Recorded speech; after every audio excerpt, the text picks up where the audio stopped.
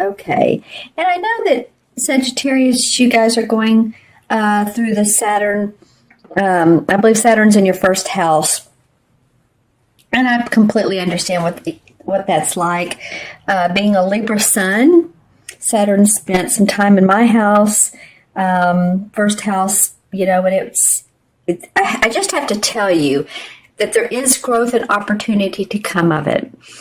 It feels sometimes like you're fighting the waves and trying to stay afloat, but believe me, the lessons that are learned of Saturn, and we don't want to have to learn lessons, but let's just say the experiences and opportunities that come up with Saturn allow us to grow and evolve and better things to come. So just remember, there's always light at the end of the tunnel, and you may be having a great time with Saturn. Some people look at it as like a Mercury retrograde. When Mercury's in retrograde and things feel stalled, delayed, then it does. It feels that way. But you don't have to see it. You see it like that. You can visit it as, and I said visit. It really is like revisit. It's like having old friends coming into your life. It's revisiting what you're doing in your life and seeing if that's working for you.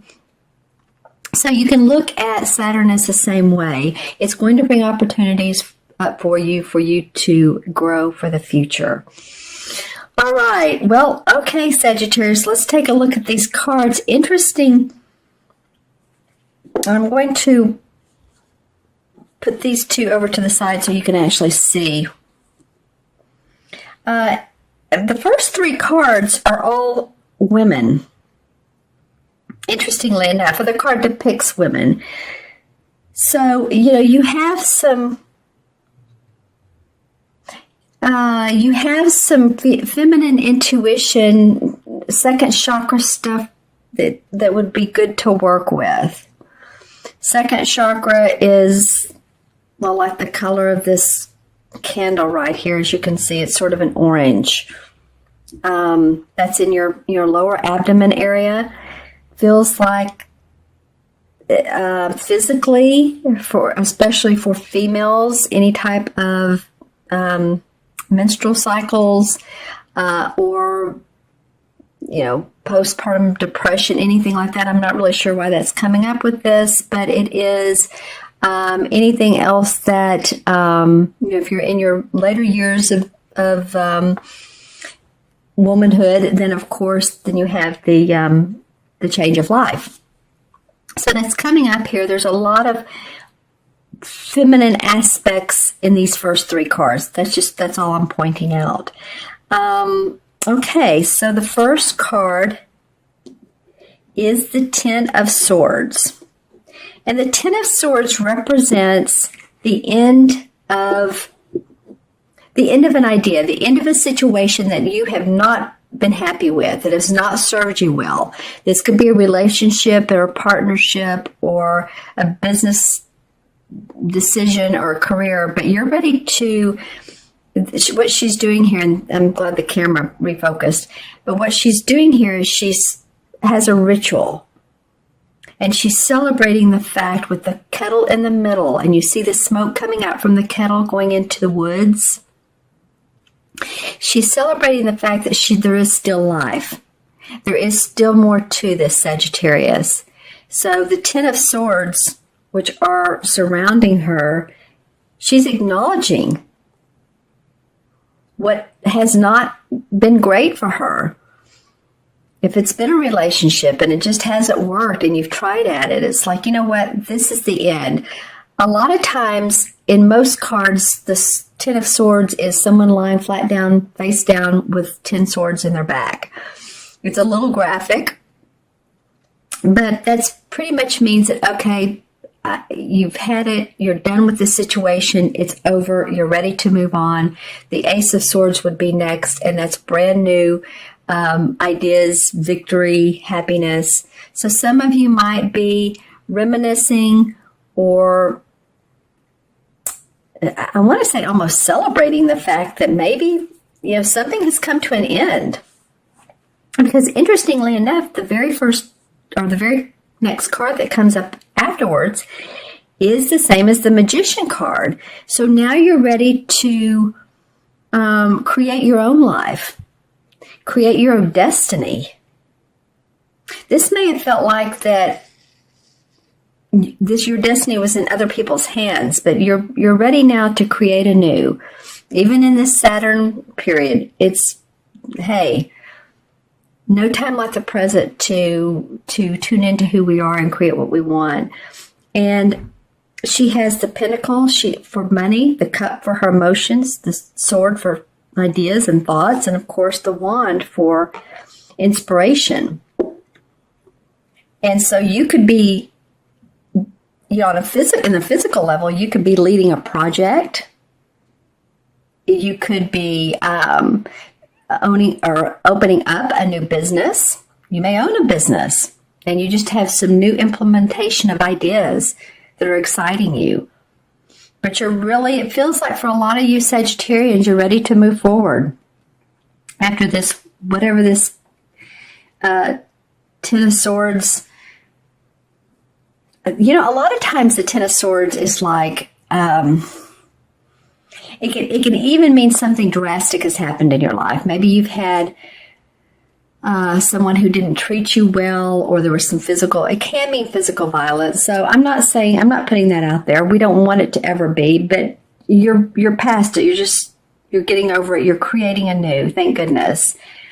And for those of you who are still maybe in a situation, then of course there's always support and there's help, right? Okay, so on to the new and interesting. See the hats there. The next card is the High Priestess. Now I love this card, and I love the High Priestess because she represents our internal spiritual selves, who we can turn into and tune into when the going gets rougher and the chips may be down a little bit.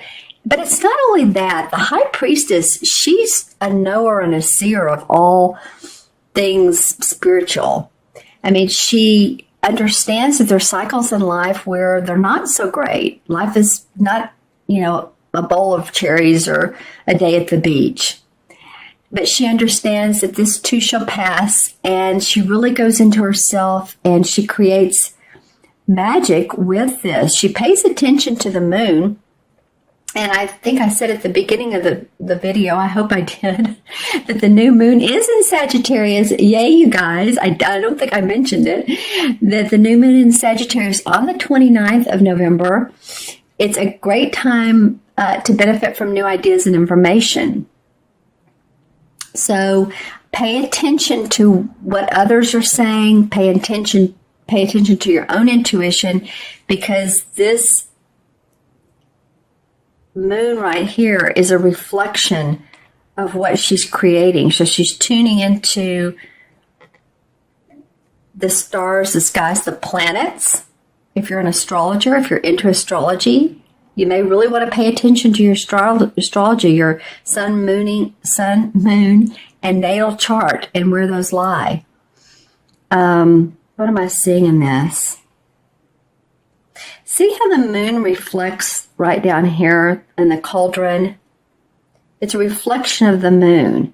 So she's intuitively channeling this information and creating her own essence. It's very similar to this. These two are... The only difference really is this one is because it's a darker color, not warmer, but darker, bluish. It's actually a cool color.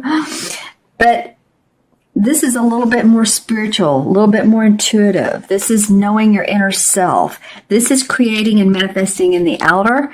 This is manifesting in the inner, your inner world. Interesting. So 2 major arcana cards in a row. Okay. And then the 4th card is the 6 of Chalices. And this is really a cute card. I love the 6 of Chalices anyway, and it always depicts 2 kids,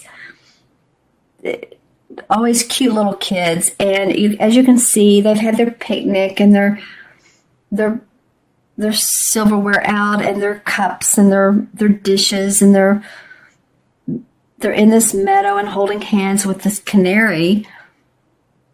I guess the canary represents cheeriness and songbird, right?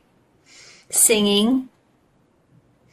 So the Six of Chalices can mean that you're revisiting those old childhood memories.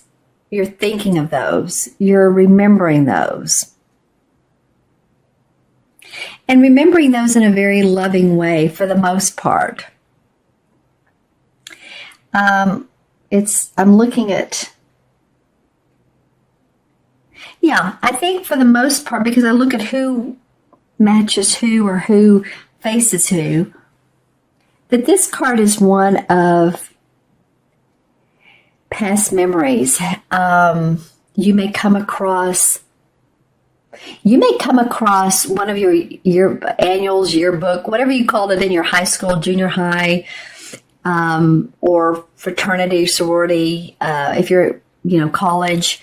But you may come across one of those and flip through the pages and look at the pictures and really, think about that. Or one of your elementary school pictures, you might be getting those out and say, oh my gosh, look, I remember her. I remember him. Wow, look at my teacher.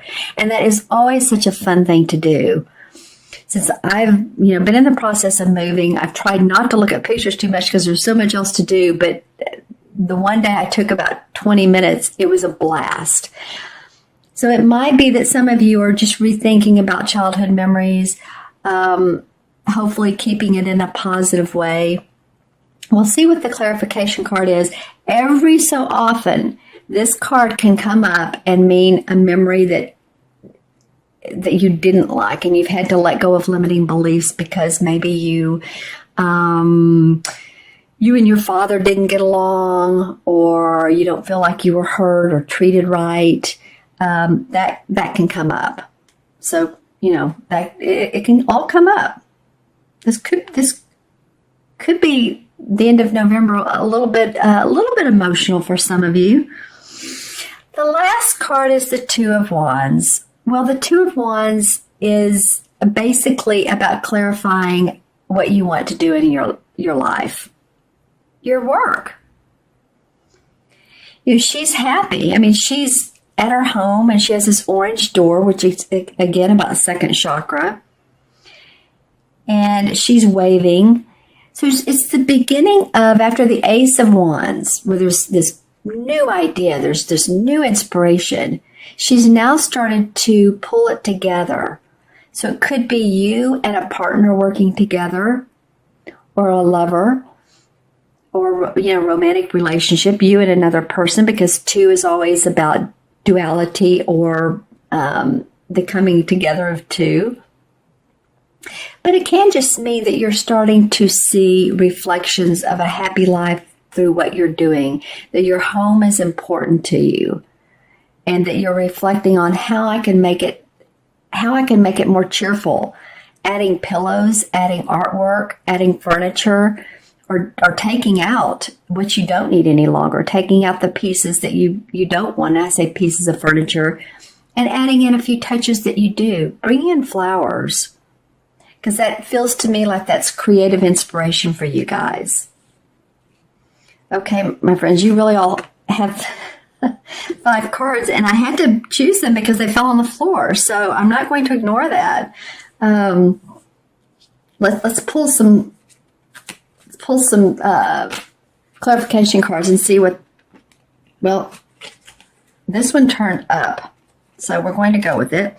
That's the Four of Swords. That's about needing rest, meditation, so that you can, rest up. If you've been tired, or if the Saturn is in a behind, a bee in your behind, a bee in your bonnet, then take some rest in R&R, which is actually the same thing. But as you can see, this also denotes a little bit of spiritual flavor with the symbolism. And it almost looks like he's at a church or at a spiritual synagogue, whatever it may be. So in doing so, that you will gain your inner awareness. You'll feel like when you get out of this mode, that you're ready to move again, ready to go again. Some of you may have had surgery or just need to rest your body if you've been sick. That sometimes comes out of this as well. Okay, well, the Six of Rods flew out. Sagittarius, for some reason today, the cards are active with you. Six of Rods is about being acknowledged and celebrated and accomplished by other people. In your organization, in your work, the great work that you've done. So that's awesome that comes up. I don't even know which card it comes up around, but it did come up. So some of you really seeing some acknowledgement around that. The Hermit card, again, taking a time out. It's in reverse. The World card, if you do that, then you're going to see huge accomplishments, huge growth. And the Ten of Pentacles has to do with your money, feeling in place, family inheritance. So some of you may be receiving some of that. And the Sun card, oh my gosh. So the clarification cards are actually pretty nice. Wow. If you can see here, especially these four, but also the Hermit. I mean, this is celebration, acknowledgement. This is money, finances, wonderful with generational finances. I mean, the World card is the last one of the major arcana. So it's all things accomplished. It's seeing enlightenment. It's getting to understand who you really are and the purpose and accomplishment, like I said, around that. And the Sun card is just cheerful, happiness, optimism. So stay focused, go into your inner guide, your inner self, and see what happens when you do that. You know, the Hermit card also asks you to do that, to light your own lantern. Go on your own path.